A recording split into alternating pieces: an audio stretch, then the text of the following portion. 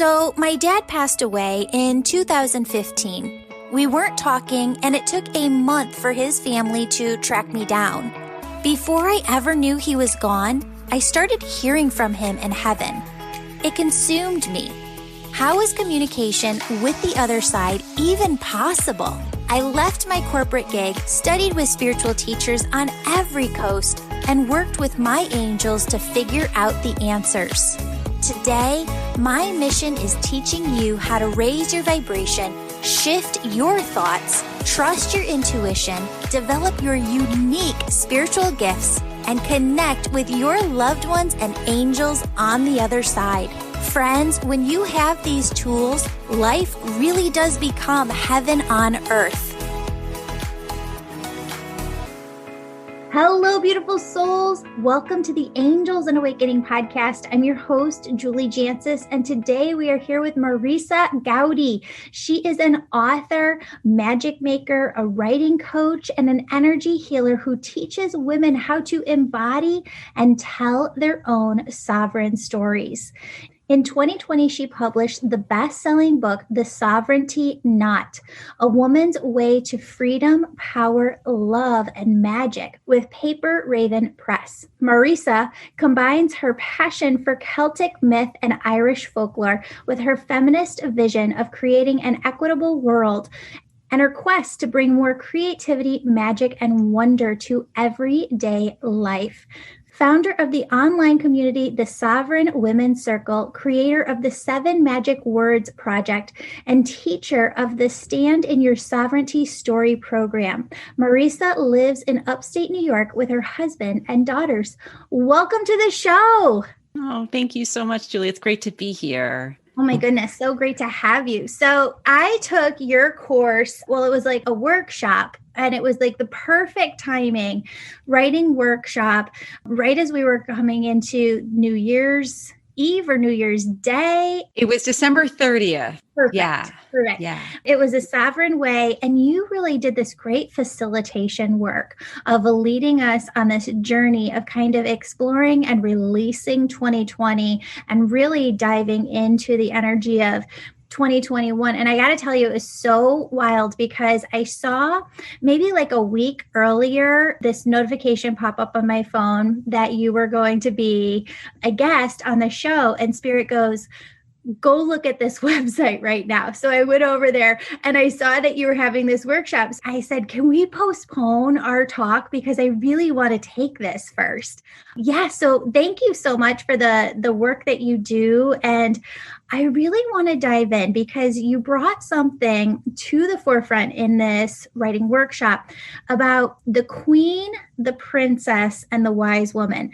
And I've been diving into archetypes a little bit. Well, that was last year in 2020. It can be a lot, though, when you look at all of these different archetypes, and there's so many. For those who don't know, describe archetypes and why this 3-formatted view, the princess, the queen, and the wise woman, helps us to really get this on a larger scale. Yeah. Oh, I love starting here. Archetypes really came into kind of closer to everyday consciousness because of the work of Jung and that work of all, that original school of looking at psychology and mysticism and really sort of tying a lot of these different pieces together, right? So an archetype is a pattern that has recurred over years, over generations, over different mythologies. They'll come up in all different places. Maybe your listeners have heard of the work of Joseph Campbell. Like he's the one who looked at the hero's journey and helped us understand that across all these different cultures and parts of the world, there's a similar story cycle that happens, and it's in ancient myths. It was then in Star Wars, like it's in a lot of different pieces so that we get to know who the hero is. And a lot of our culture is built on that hero going out from home and going on the great adventure and coming back with the magic to transform the world at home. And so in the last more recent history, more women have come in and said, I think that the hero's journey is great, but it doesn't exactly explain the fullness of my experience here as a woman, as a feminine being. And so we can take these archetypes, and as you mentioned, I use the princess, the queen, and the wise woman, and they are very much feminine archetypes, but I don't believe they're just for women. I mean, any man who is willing to say, like, my inner princess needs a break, or, my queen is really tired, or, my wise woman understands what you're saying. I love this man. And I think that this work can be done by anybody who's willing to embrace the fact that they've got a princess in them, a queen, a wise woman, just as a woman would have a prince and a king, and they would have the wise elder in the wood too, who would be a male figure. So we can look to these archetypes as a pattern that says energetically over time, it means something to be in your princess energy. It means something to be in your queen and in your wise woman. So the way this came to me originally, well, way back, I heard slay the princess, crown the queen. Because there was that whole sense of like, we really look at the princess as being really negative, like, grow up, girl. Like, you need to get your stuff, you're over 30 now. Like, go and forth and be powerful. This princess stuff isn't working for you anymore. And so I was playing with that. And over time, it was like, no. We're not supposed to kill any part of ourselves. We're never really going to cut anything away. What happens if you free the princess? You crown the queen. And then the wise woman was like, oh, now she gets it enough. Come embrace the wise woman parts of yourself too. And so I've always worked in this sort of triplicate. And I always see these three aspects of always being a part of us. Instead of, we may have heard of that idea of maiden and mother and crone as a way to describe the female life cycle, which is really powerful to a degree. It says that we start off, single women, we go into motherhood, and then we move on and we become that wise old lady. But I think that we always have access to all three of them all at once. Yeah, go back. Let's go back. Yeah. Let's talk to people, because if they didn't catch the episode where I told them about your kind of talk about princess, queen, wise woman, tell people who haven't heard that yet, what are those three parts? You described them like so beautifully that day. Yeah. I love it. Yeah. So the princess in us is our brave, adventurous, carefree, maybe her sexy parts of ourselves who want to go for a night out or want to go put on a pair of hiking boots and like take herself to the edge of the cliff, to the edge of beyond and say, I'm really unencumbered here. And I went on this amazing journey. Then there's our queen selves, and she is confident and competent.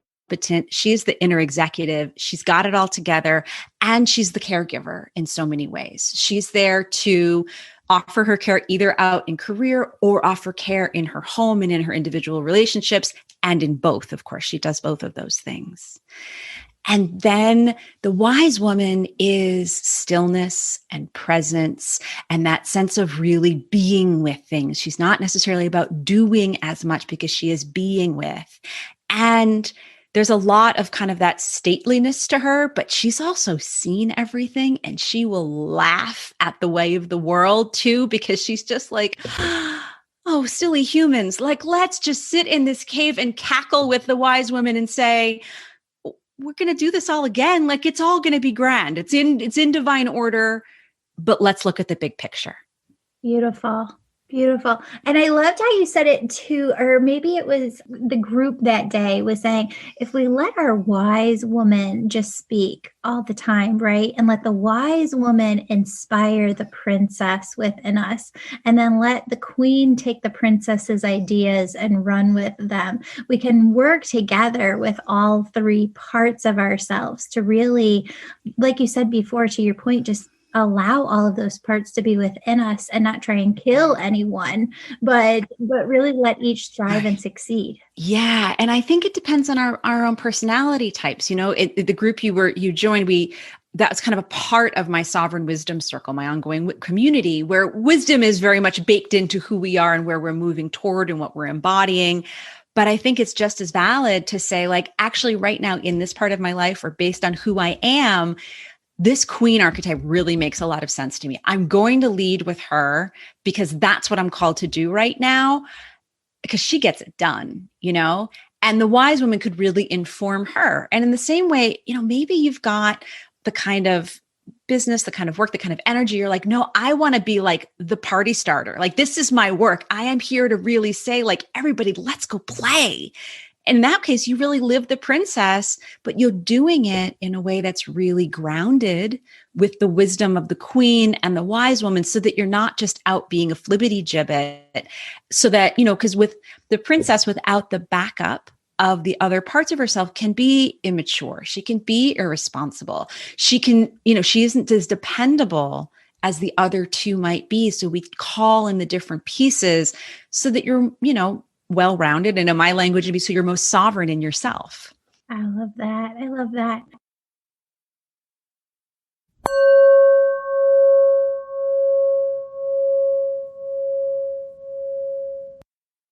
Friends, I've got a few announcements. This month's winner of the drawing is Rebecca Nagel, who gets one free session with me. Email me a screenshot of your 5-star positive review on Apple Podcasts for your chance to win next month. Details are in the show notes. Friends, in the Angel membership, I'm teaching a new course on finding your soul's purpose.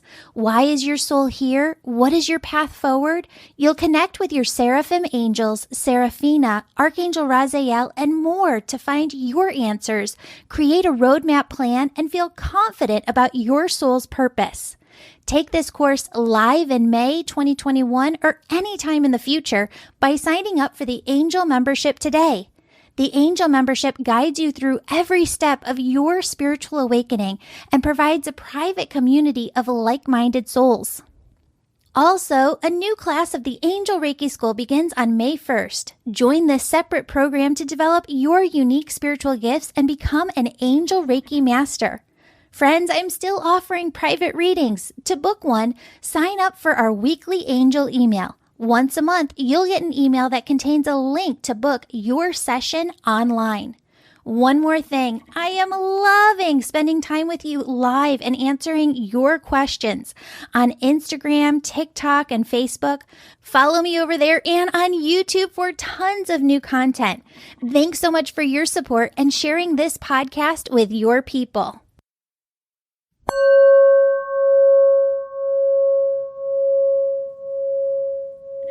So you are very knowledgeable in Celtic and Irish folklore. We're going to be airing this when it comes up on St. Patty's Day. So I wondered if you could kind of give us some insight to that and maybe any connections just to like modern day as well. Oh, that's cool. I love this time of year, of course. So, of course, St. Patrick being the patron saint of Ireland that we associate with Ireland so completely.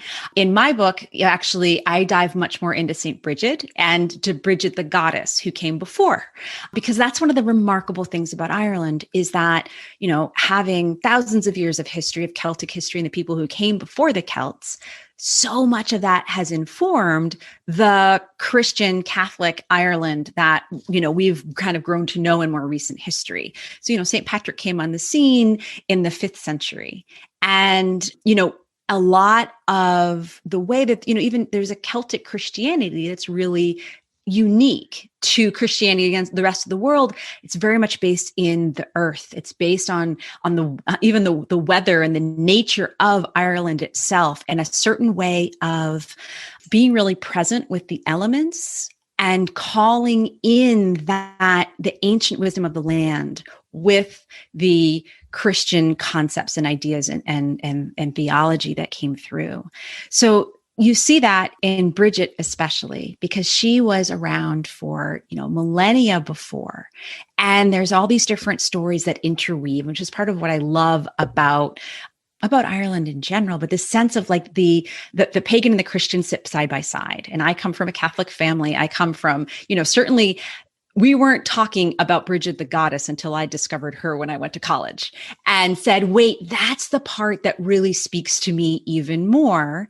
Yet I can be in my family lineage and be in the sense of, especially when I first got to Ireland, it's just like, oh, it's here. Like the land itself is talking to me. And there's so many different ways to access those stories and tell those stories through thousands of years of story. So I do a lot of work specifically with Bridget. She's the one she's the goddess of the hearth. She's the goddess of healing, of the smith and the forge. She's the patron saint of beer. I mean, it's remarkable how you put all these different pieces together. And her holiday is actually February 1st. And so it's kind of the season from Bridget's Day into St. Patrick's Day, because of course the seasons run a little differently in Ireland opposed to maybe in North America, where maybe a lot of your listeners are, in that February 1st feels like spring when you're over in Ireland, opposed to here where it's in the middle of March, right at St. Patrick's Day. So it's funny how these echoes all kind of come through. I think there's a certain way of knowing and seeing the world that comes through this kind of Irish and Celtic lens that we get to all explore around St. Patrick's Day through, the really commercialized holiday stuff, but it becomes a doorway into these other ways of knowing.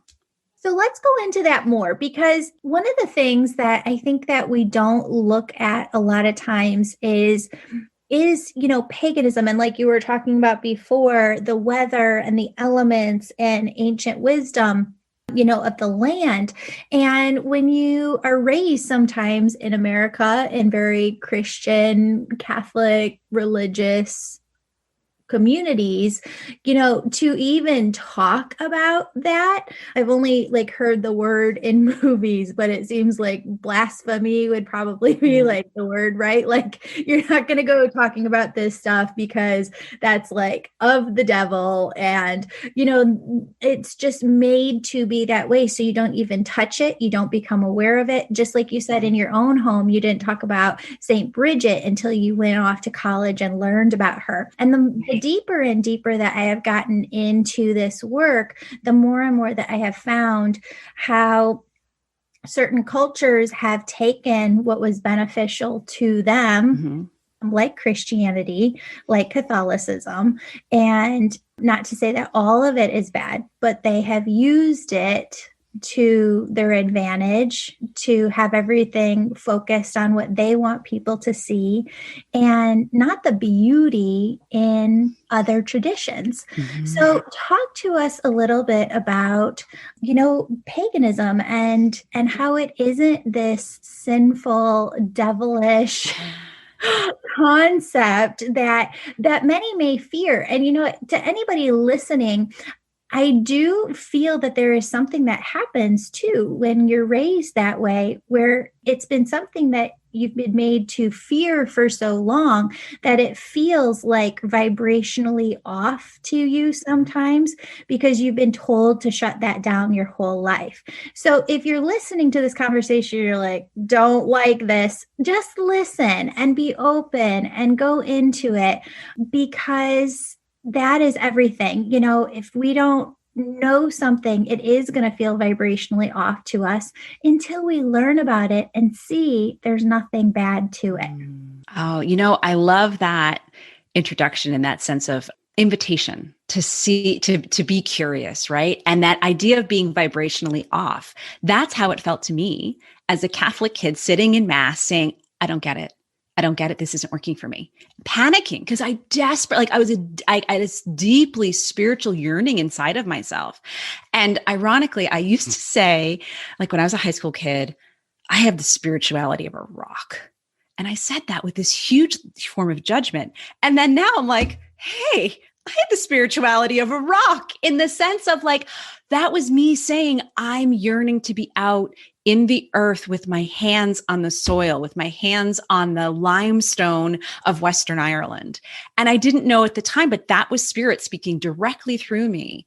I mean, I would be sitting in mass and I would get nauseous every time. And I would go and hide in the Rosary Garden. And I would sit next to Mary and we would talk, and I would be like, actually, you're a goddess. And I'm seeing this because my, early feminist self, who didn't know how to express that yet either, I'm sitting next to this gorgeous statue of a woman that's waking something in me, because being inside in that building, saying those prayers every week, they're making me feel more dead than alive. And I knew inside that wasn't how it was supposed to work.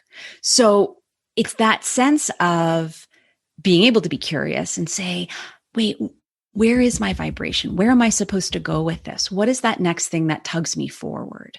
And, I had read the right novels and this and that had gotten me curious enough and pulled me a little further. And then, getting to college and starting to study Irish history, Irish literature, Irish women's poetry, actually, in so many ways was my gateway, because that was where the feminine and the goddess was able to really sneak in.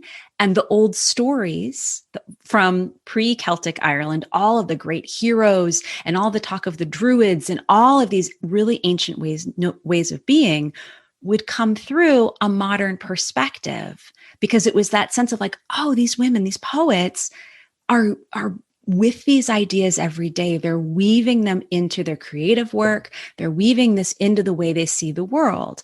And I think, of course, for people who are born of Ireland, it is a much more organic synthesis, because there certainly is the Christian and the pagan, and there is a bit of, well, there's this and there's that. But there's an idea in the Celtic world, especially, where the veil between the two worlds is thin. And it's easy to walk in between them because it's going to an ancient megalithic monument, a portal, a passage tomb, or a stone circle. And when you're going there and you're saying, this is the history of the land upon all of which my people were raised, it's a lot harder to see that as something separate from oneself. And so the idea around, the idea of paganism is really about being close to the earth. I mean, the word heathen means, of the heath. It means to be near to the ground. And these are words we've turned out have been very much like, you kind of hold up the hex sign and get away from me. But they're words that are pointing us to having a deep relationship with, like I said, the earth itself. And that way of calling on spirit to come through the soil, come through the water, come through the sunlight, as well as coming directly through spirit, through prayer. And for me, it just becomes a larger spiritual palette, I guess I could say, that when I can go outside and be earth, air, fire, water, all of these inform us and make us who we are, it becomes a sense of being home in myself all the time. And it means for me that there's much less of a separation. If I was raised that once upon a time, you either had to say the Hail Mary, the Our Father, or go to church in order to feel religious, for me now, it's how do I live this in every day and in every way? How do I speak the language of my soul that makes the most sense? Because the archetypes for me, to loop us back, the archetypes that vibe for me most brilliantly are of these old myths and these old goddesses and the way that, miracles were just called magic. And that it's a very similar way of it's a different way of getting the same magic, or the same way of getting to different magic. It's both at once, in a way, if that makes sense. Absolutely. Absolutely. And can we call them different portals too? Yes. Because I've been writing a lot since the beginning of December. And one of the things that they had me start with, because I had the exact same experience, but I didn't have it with the earth. I had it when I understood more fully consciousness and energy, because I had always been like a profoundly spiritual kid. What really brought everything full circle for me was consciousness. Just like you're saying, everything brought it full circle for you with the earth. And as I was writing, they said there's different portals. There's different portals to us getting into this divine vibration of oneness, this connection with all that is, with God, with I am, with Source. And so it's not that one's good, one's bad. Right. It's just that everybody has a different portal. And if yours is nature, it's okay to honor that within yourself. Right. Right. And that's part of the amazing privilege of being alive at this immensely difficult time in our world, is the sense of, and that's part of the pain that a lot of we're going through, is there are more, we see more portals opening to us, and we're making more choices that are different. And so it looks like a lot of division sometimes, but in certain ways, it's kind of the birthing pains of going through this portal, this series of portals that say, there's a lot of different ways to go. Or once upon a time, it was like, actually I was walking through a village where my daughters were in Irish dance class, and I was walking through the village, and it was just, church after church after church. And I was thinking about that sense of like, wow, back not so long ago, the choice was like, are you Presbyterian, are you Lutheran, or are you Catholic? And I was thinking these days, like, wow, there's so many more choices and ways to enter through portals now. It only makes sense that we're going through something really difficult, because there's no more than 3 ways. There's more than 6 ways. It's not just, are you Christian, Muslim, or Jewish at this point? And that, I think that there's such beauty there. But when we can talk about the sense of like, and that's sometimes why things seem so hard right now. How do we use the spirit and source we're calling through to guide us through this big change and process? Well, and I'm so glad that you went there, because as I was praying, with spirit this morning and just saying, God, what do you want us to talk about today? That's a question that kept coming back up to ask you, is talk to us about your interpretation of the healing work that needs to be done, and not on a mass consciousness level, on an individual level within each person. I love the way you asked that question, because for me, it's always the dance between the individual and the collective. As someone who uses the word sovereignty in my work, I always have to be very aware of saying, I am very focused on doing the work inside the heart, the soul, the mind, your own personal, complex of princess, queen, and wise woman. And that's deeply sovereign work that says, I need to make sure that I am healed in here so that I can go out in service to the great collective, to my community, to make a positive difference, and to show up in my relationships, for my family, and in my work. We do this work on the self in order to go out and offer our magic to the bigger world. Oh, this other piece of it that I think about, and it's kind of the reflection of it, is, my healing work is at both the cellular level and the soul level. And that sense of looking at the vibration of an individual cell is kind of like thinking about the vibration of an individual person compared to against the vast collective, right? Like each cell in our body, when it's vibrating at its most illuminated, expansive place, then we're able to be reflective of the vast magic of our individual soul, our reflection of God. When we think about that, also, as we do that work individually so that we can be part of the great collective, it becomes a really amazing way of like, as above, so below. Oh, right. As in me, so out there. And it becomes a really kind of holographic sort of way of looking at things that says, right, how you do one thing is how you do everything. How I'm fully in myself, in my body, is how I can be fully out in society. How I can, be inside my own story is how I can help affect the greater story. I love that. So talk to us too, because writing is so therapeutic. And I know this. People who might not realize how therapeutic this is, though, talk to them about that. And also, what are some questions that are good questions to reflect on this year to go deeper into that healing journey? So, writing is one of those tricky pieces of magic, right? Some of us come in and we know it from the very beginning. And you hear like, I've known I was a writer since I was 6. And then there's others who, their 6th grade teacher was the meanest person in the entire world, and it broke their writer's soul. And it's still about healing those wounds. So I always find, as much as writing is my main portal, and I think it can be a fabulous portal for so many people, regardless of whether or not you fancy yourself to be a writer or not. I think that writing really, for me at this point, is as much about being a vehicle, and it's about as well as being a portal. The outcome is great. I love when I write something that I want someone in the world to see. It's great to have written, by all means, we need to write books so that other people can come into our worlds with us. But for me, writing is as much about that sense of being in the process and taking that chance to meet yourself on a blank page can be so immensely powerful in a way that, speaking an intention aloud or saying a prayer out loud. What's the difference between writing that down on a piece of paper is that sense of, as you release it, you can forget it, but you can also come back to it.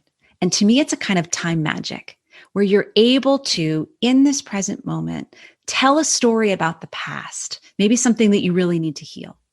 And then you come back, you close the journal, you come back days, weeks, years later, you can look at it and say, oh, I was writing that for my future self. And I can be in that again and loop back again.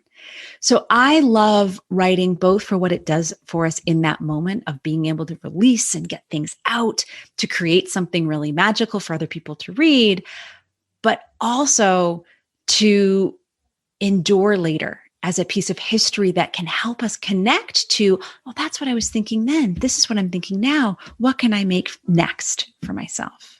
So the other piece, if I were thinking about writing prompts, and I was actually doing this with my group just a few days ago, was the idea of asking, what is it that I need right now?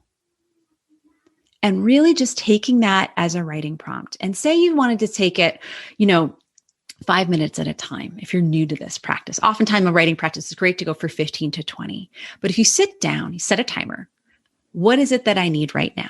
And you keep writing and you write and you write. You don't take your pen off the page. If you realize you're like, I have nothing more to say, then you just keep writing the question.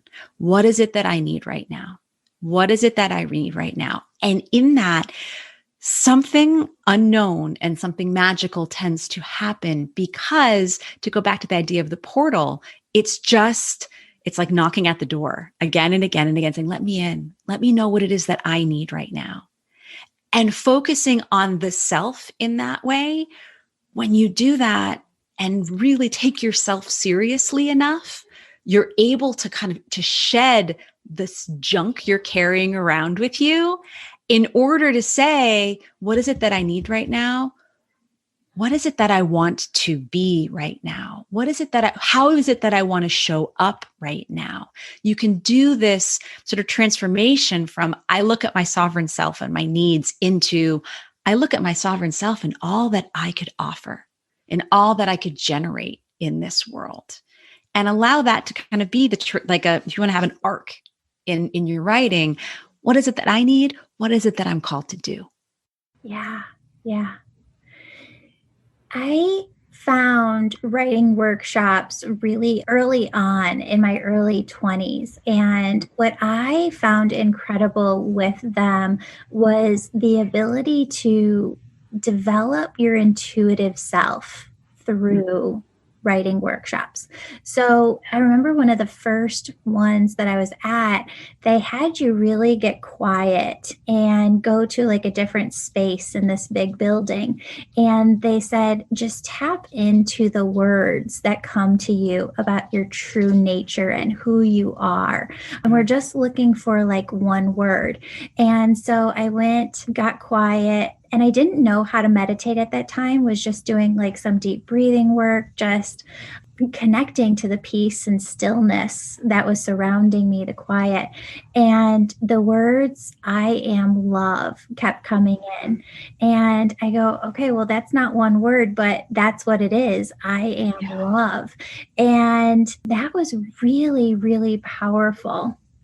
And in that same writing workshop, they had us do something else where I don't remember what this exercise was, but we had to go around like, what was that called? Like musical chairs, where they take one chair away every so often. And they were trying to prove this point, I think, about like tapping into your intuition and just like kind of having calm among the storm. And Spirit was talking to me this whole workshop, and they said, we're going to tell you when to walk and when to sit. Just hold peace, right? Just breathe deep in and out. And so I won the first time, and then I won the second time, and they go, Julie, that's not how that's supposed to work. But I don't remember the exact thing of that. But I remember, and I have some of those papers, going back to it and being like, who I was back then and what I was trying to create in my life and build in my life, I got to today from some of those workshops back then. It put everything together that much. Do you find that too when people come back to you and talk to you? Absolutely. I mean, I think there's that sense, there's a phrase I use pretty often is oftentimes we have to live a story before we can tell it.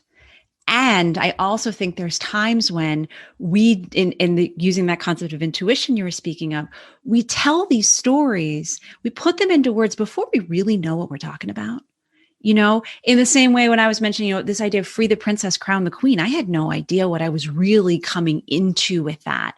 The words come in first, then we live the stories, and then we're like, oh, I guess I ought to write this down. There's a lot in here. And we also, but of course, in the midst of that, there's all the writing that's happening in the journal. That's that part of, it's the part of becoming that we're doing, and some unbecoming, right? Because we release things and we call new things in. But you know what I love about the story you're telling about your first writing experience is look what they involved in that. It was not just sit down and write. We're at a writing workshop. You should write. They're saying, get up, walk around, explore, go be by yourself, and then come back to a group, and then let's play, and let's do something that you might be like, what on earth does this have to do with writing? And the fact of the matter is it was everything. Writing is not the ultimate destination. Writing is part of what we do in the fullness of being alive. It's one of the many elements of creativity, of channeling through ideas and spirit and generating something that wasn't ever there before. So when we can take writing and say, this is one of the many pieces of the way I express my soul, the way I express my sovereignty, the way that I impact the world, it makes so much more sense. And I think it takes a lot of the charge out of people who say, oh, I wish I could write, but I can't, or I just don't really have the time, or someday, that idea of being an aspiring writer, it's always kind of triggered me a little bit. I'll own that. What are you aspiring to? Sit down, write. You are a writer. Go for it. Maybe you're an aspiring author. You'll be an author when you finish writing a book, but writing, go play outside, go for a walk, then come back and write about what it was. Ta-da! You're a writer. Yeah. Try it again tomorrow. See what else happens. So, Marisa, when you have one of those days where it's chaotic around the house, there's so much going on with the kids, maybe it's just one of those days, right? Do you sit down to write, or what is your process to really work through the heaviness of that day or the energy of that day to really kind of recenter yourself? Well, I try my best to start every morning with writing my dreams. And at least that's, over the cup of coffee, even if it's just a few lines to help anchor that in. Sometimes it's as much as date, dream, the. And I'm like, shoot. But there's the intention was there at least. And it means somebody had a need before our mommy got to the next sentence or even to the next, useful word. But that at least is what I try to build in to say, okay, I've touched my journal once today. There's a beginning. Of course, for those of us who are entrepreneurs in the spiritual and creative zones, we often realize we start businesses in order to help us stay in our magic more regularly. So of course, for me, starting a community in which I get to write every week, every Wednesday by rote is immensely helpful. But that's to say, having a community and a set container can really be wonderful because there's a sense of needing accountability to make sure that you're showing up no matter what. I'm in a different state right now in that, having spent all of 2019 writing so intensively, I was shocked to realize I really needed a year off. And it became such that, I was still writing here and there, but I had to allow all of the discipline to fall away. Reading became much more of my practice. And I really, really focused on that instead of when I needed to be filled up, when I felt depleted, I'm going to read instead. So this is all to say that sometimes our writing practice doesn't look like a person with a pen or at a keyboard, because it can be a longer go. And for me at this point, I have gotten to the point where my journal is really my best friend and companion. So she's never awfully far from me. The center console of my car is like purse, journal, water bottle. And so, oftentimes when the kids are at activity, I'll go walk for a little while, often listen to a podcast, and then come back to the car and write for a little bit. I don't necessarily know that it's easy for everybody to make it sort of an organic part of their day. So it becomes that sense of, what can be these little oases of time I can create for myself already inside of my routine? Maybe it is within, oh, right, I always have a 5-minute break at this point. What if I didn't pick up my phone? What if I brought my journal with me, and instead of taking in more social media stuff, I spent 5 minutes just writing a little something? Oftentimes I find that people who would never fancy themselves to be poets can write out a few lines that feel a little bit like poetry because there's not as much pressure around making it make sense or telling a whole story. What if you just wrote out a few lines that sounded kind of neat? And so for me, it's really just that sense of discipline is wonderful when you're working on a big project, and allowing things to be really organic is just as important, if not more so, as the breaths in between. That's beautiful. That is so beautiful. You've been doing this work for a while, and you're such a great, amazing healer. I wonder, for those who find it hard to write, like, do you ever have people who come in and they're like, but I'm just not a writer? What other portals are there to accessing their intuition other than writing? Well, this is part of why I call myself a story healer, because I think that we can often conflate writing and storytelling as being very similar, but they can really take very different roles in our lives if we have a really big block around writing, say.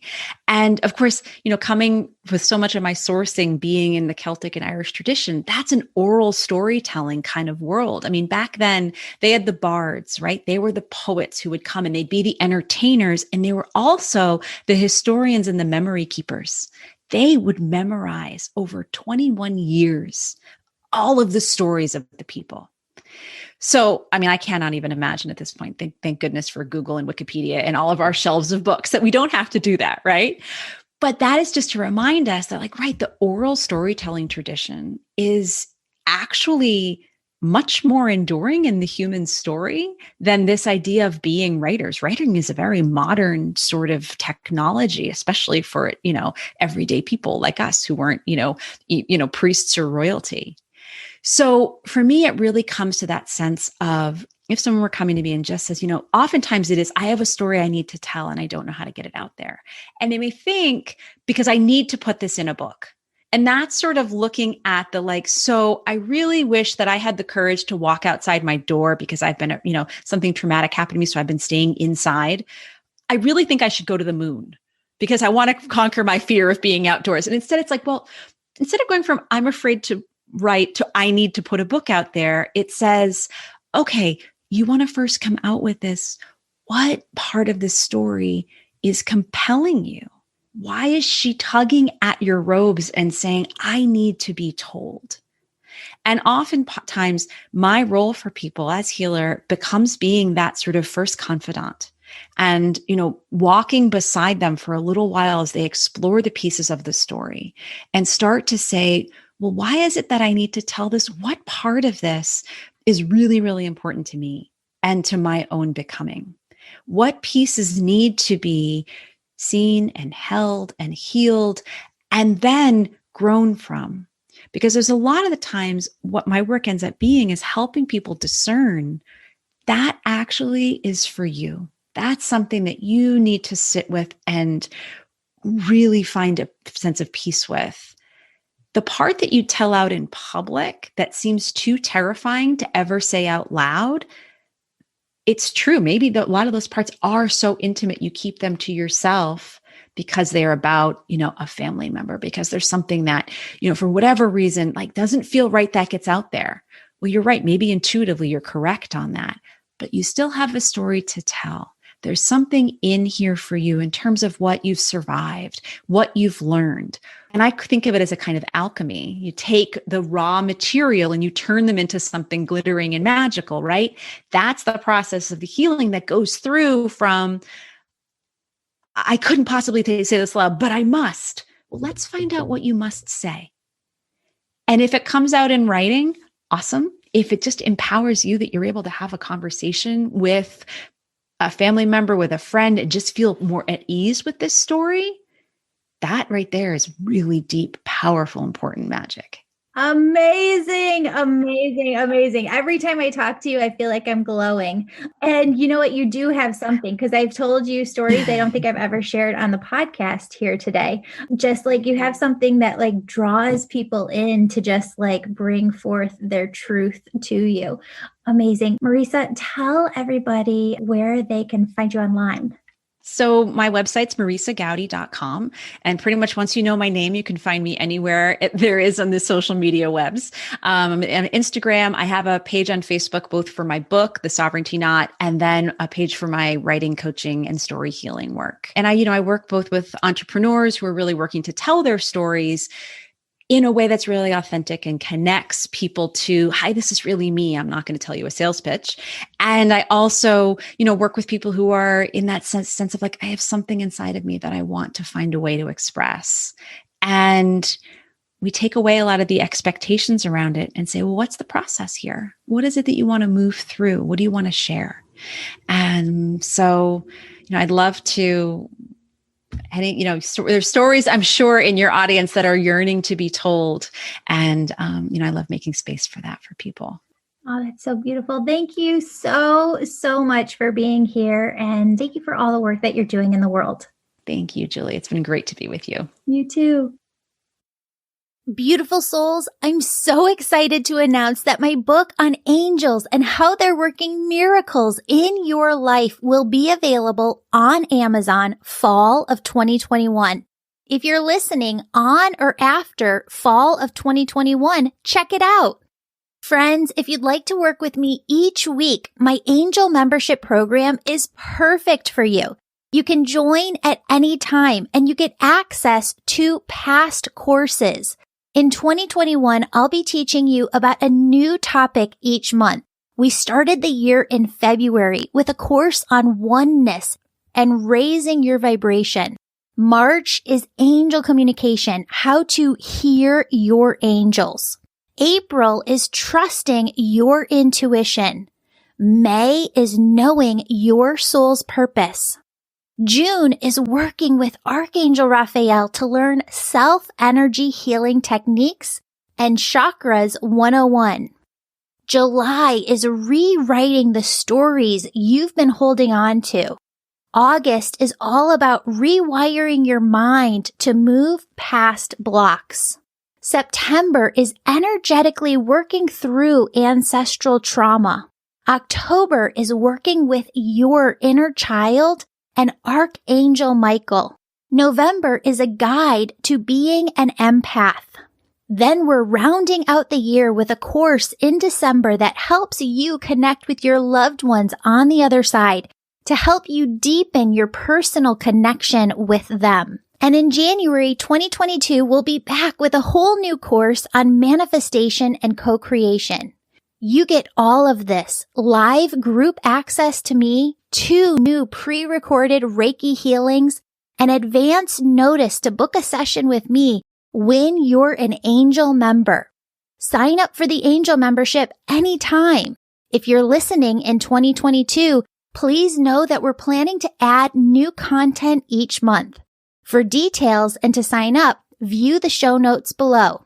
Friends, the only thing that's not included in the angel membership right now is the Angel Reiki School, where you learn to develop your unique spiritual gifts. Whereas the angel membership is about your awakening journey and your personal spiritual growth. The Angel Reiki School, on the other hand, certifies you as an Angel Reiki Master Teacher and teaches you the art of energy healing and bringing through messages for your clients. Friends, if you're feeling called to the Angel Reiki School, it's because the souls you're here to help on Earth Well, their omnipresent piece of them, their higher selves on the other side, that's what's behind you, pushing you, fueling you to become who you're meant to be.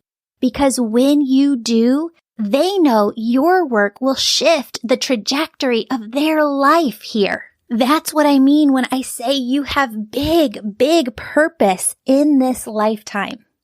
A new class of the Angel Reiki School starts on the 1st of each month. Speaking of the Angel Reiki School, we're going to need about 800 volunteers this year. We select volunteers from people who've written a 5-star positive review and emailed us a copy. That way, we have a way of contacting you for your free volunteer session. Many of you have asked if I'm still booking sessions, and the answer to that is yes. I love my sessions with you. We have a new system where we send out an email once a month with a link to my calendar for you to book online. It's really easy. All you have to do is sign up to be on my email list on my website, theangelmedium.com. I've been spending a ton of time going live with you on Instagram, TikTok, and Facebook, and I'm having a blast with it. Join me over on social and our newly launched YouTube channel for tons of new content, teaching videos, and actual video footage of these podcast episodes. Friends, from the bottom of my heart, thank you so much for being part of this community and listening to this show. I truly feel that this is your show and the Angel Show, and I just feel so blessed to be a part of it. You're the most supportive community a podcaster could have. I pray for you every day. If you have a special prayer request, you can submit it through my website homepage, and I'll be praying for you personally. Now for the oneness meditation, which is the last 5 minutes of every episode. And as you do this meditation, you'll raise your vibration and the vibration of the planet. Friends, what I want you to do is to just get into a relaxed position. If you are driving, operating machinery, need to concentrate, then this meditation is not for you. But anyone who is able to focus their attention on it, please join me. Friends, I want you to start by taking a deep breath in and a deep breath out.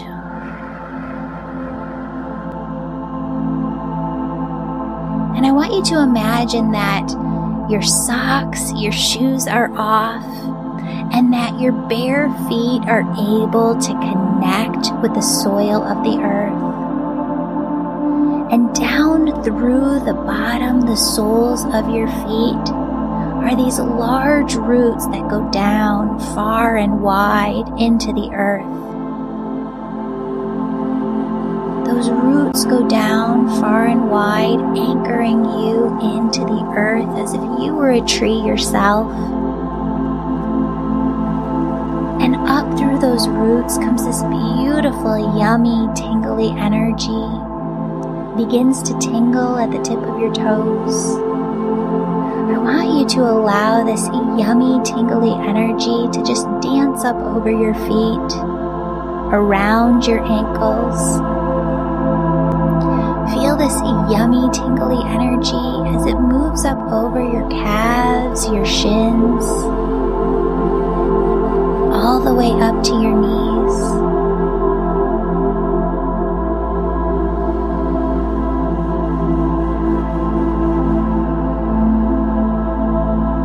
Feel this energy at your knees and allow it to move up the thighs, the hamstrings, all the way up to the sides of the hips. I want you to allow this energy to move from the hips up to the base of your spine, the base of your stomach. And I want you to feel this energy as it climbs up the spine and the stomach, all the way up until it reaches your heart.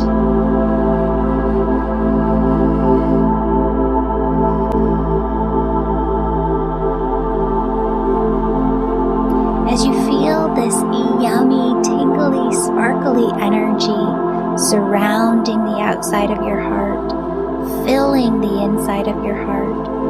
Notice how your entire body comes into a gentle state of ease. Allow this energy to move up into the shoulders, into the neck. Feel it as it fills your entire head, front to back, side to side, top to bottom.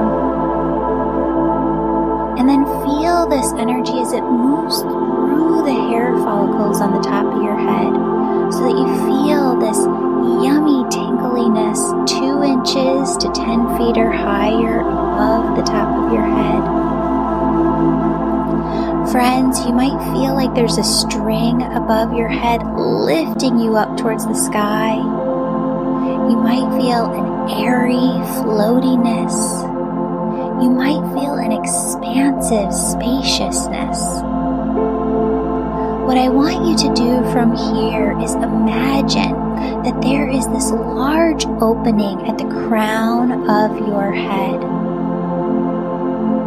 It's the size of a cereal bowl, right? And I want you to imagine that it extends upwards towards heaven, and that God sends this loving, peace-filled oneness energy. It's love, it's joy, it's peace, it's bliss, it's ease, it's grace. And God just sends this energy through the crown of your head.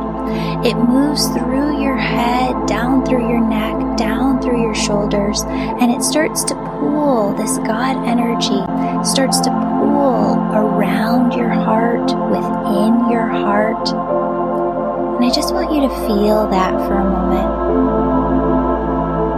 And I want you to just tap in and notice. I want you to notice that your heart, your physical heart, is one with your body.